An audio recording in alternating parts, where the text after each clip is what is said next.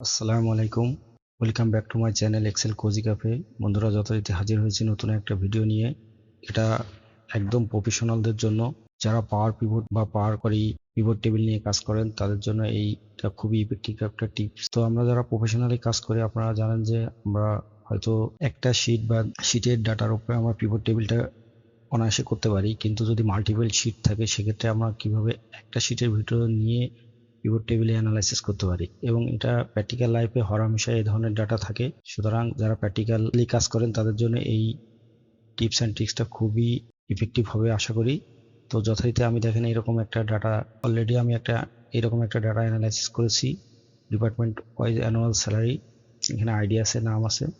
তো এটার আমার ডাটাটা ছিল, এখানে আইডিটার ভিতরে আইডি ছিল, নাম ছিল, নেমের ভিতরে নাম ছিল, আইডি ছিল, এখানে কিছু সিটি আছে। এইরকম আমার ডাটা ছিল, কান্ট্রি, সিটি, আইডি, ডিপার্টমেন্ট, এগুলো ছিল। তো এই ডাটাগুলোর ভিতর থেকে এই তিনটা শিটকে কিভাবে আমি মার্জ করে একটা টেবিলের ভিতরে অ্যানালাইসিস করতে পারি একটা পিভট টেবিলে, সেটাই আমি আজকে দেখাবো। তো দেরি না করে শুরু করা যাক, লেটস গেট স্টার্টেড।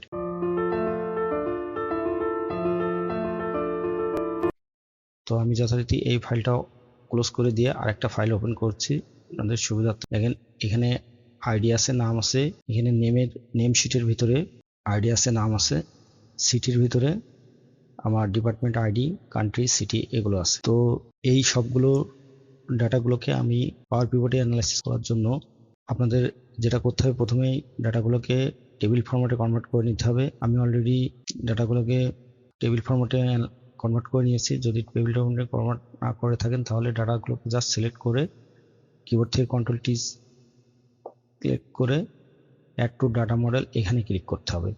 তো আমার এই শিটগুলো যেহেতু আমি আগে অ্যানালাইসিস করেছি, সুতরাং একটু ডাটা মডেলে অলরেডি অ্যাড করা আছে। দেখুন এখানে সর্বোচ্চ অলরেডি বিন অ্যাডেড।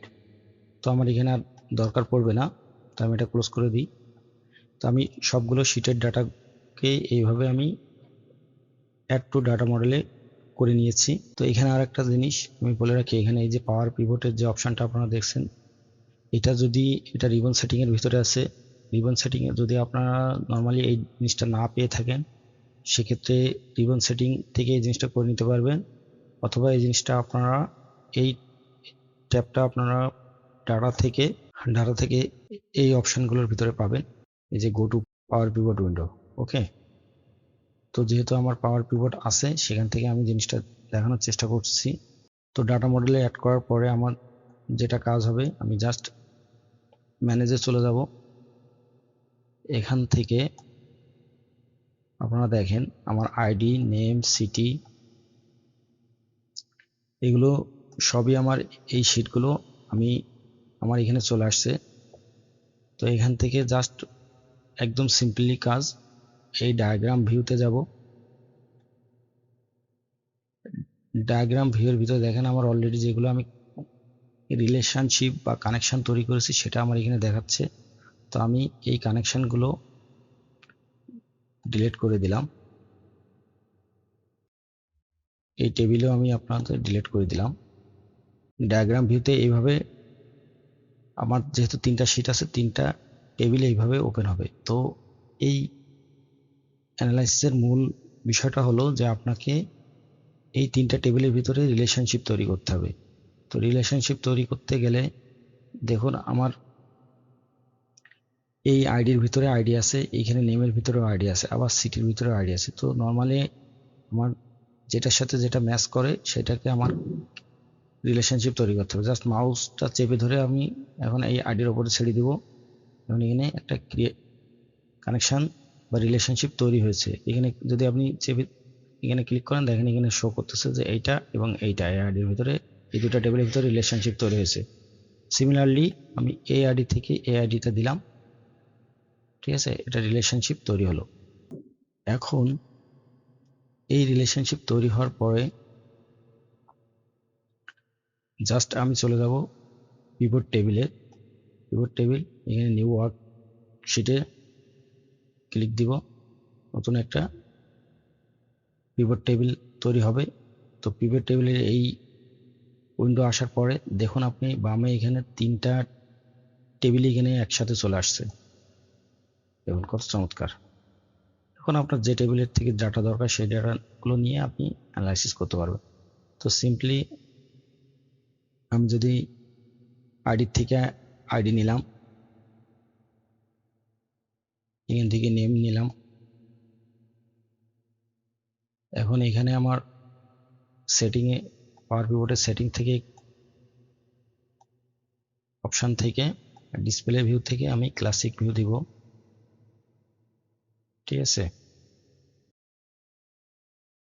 এখন আমার স্যালারিটা কোথায় ছিল? আইডির ভিতরে অ্যানুয়াল স্যালারি আছে, আমি জাস্ট অ্যানুয়াল স্যালারিতে ক্লিক করব। দেখুন অ্যানুয়াল স্যালারিটা, এটারে আমি হোমের আন্ডারে এখান থেকে আমি ডলার দিয়ে দিতে পারি সিলেক্ট করে। এখন একটা অপশান এখানে চলে আসবে, সেটা হলো আমার ডিপার্টমেন্ট ওয়াইজ কিভাবে আমি করব, যেটা আমি আগের এতে দেখিয়েছিলাম। এখন আগের যদি শিটে আমি যাই সেক্ষেত্রে এখন এইভাবে ডিপার্টমেন্টগুলো আপনার কলমে আছে। তো এই কলম থেকে কিভাবে আমি ডিপার্টমেন্টে আনবো? এখন আমার ডিপার্টমেন্টের সাথে দেখুন কোথাও আমার কিন্তু কোনো লিঙ্ক করা নেই। এখন এখানে রিলেশনশিপ পাচ্ছে না, এখানে বলছে relationship between tables may be needed. কারণ আপনি ক্রিয়েট করবেন, ক্রিয়েট হবে না। দেখুন এখানে ভ্যালু কিন্তু অলরেডি সবগুলো সিমিলার ভ্যালু চলে আসছে। ঠিক আছে, তো দ্যাট ইজ দ্য প্রবলেম। এটা আপনি কিভাবে রিমুভ করবেন?